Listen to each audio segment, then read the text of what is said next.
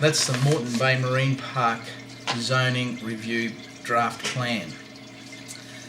Now, do you fish in Moreton Bay? Do you enjoy fishing, boating, and simply being on the water? Unfortunately, you may not be able to do this much longer. The state government, in collusion with the EPA, want to stop you from fishing in your favourite fishing spots. They want to stop you taking your kids and grandkids fishing. There is currently a proposal being reviewed that will close down over 15% of Moreton Bay to any form of fishing activity. 15% may not sound like much, considering that less than 30% of Moreton Bay is fished by recreational anglers. That means over half of the best fishing areas will be off limits. Not only will they be off limits, but if you accidentally go into a green zone, whether fishing or not, you can be fined many thousands of dollars.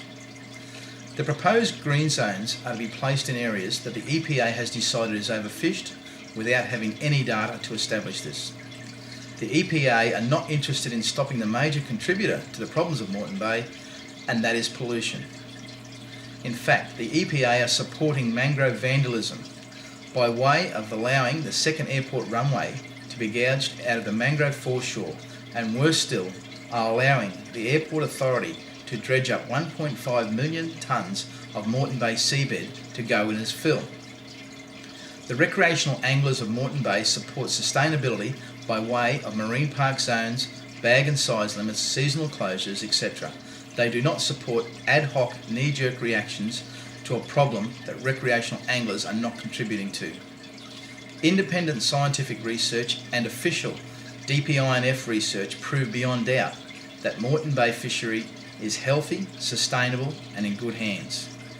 Some conservation groups have perpetuated lies on their websites, in their literature and information passed on to public figures and high-profile personalities, which they now consider to be supporting them, if only they knew the truth.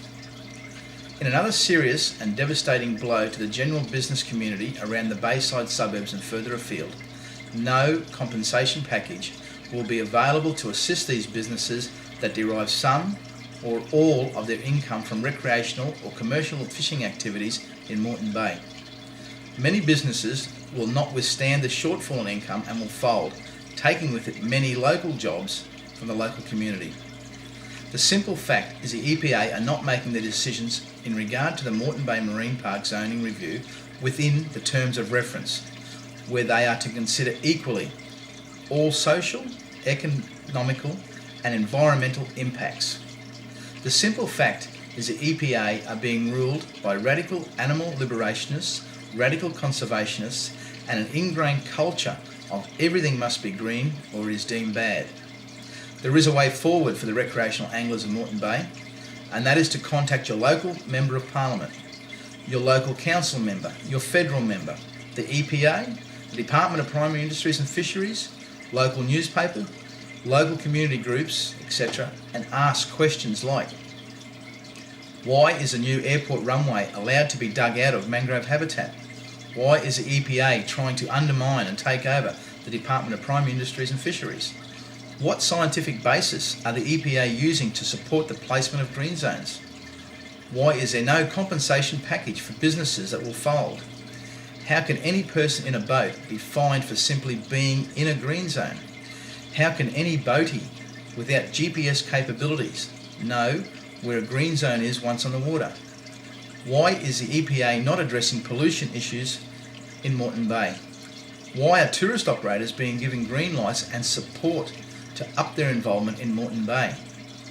Why are the EPA disregarding the wild fish stocking program? What future does hold for the kids that want their dad to take them fishing for a day in Moreton Bay? All government agencies can be found on the government website. That's qld.gov.au. Have your say. Have your say for the sake of your kids and your grandkids.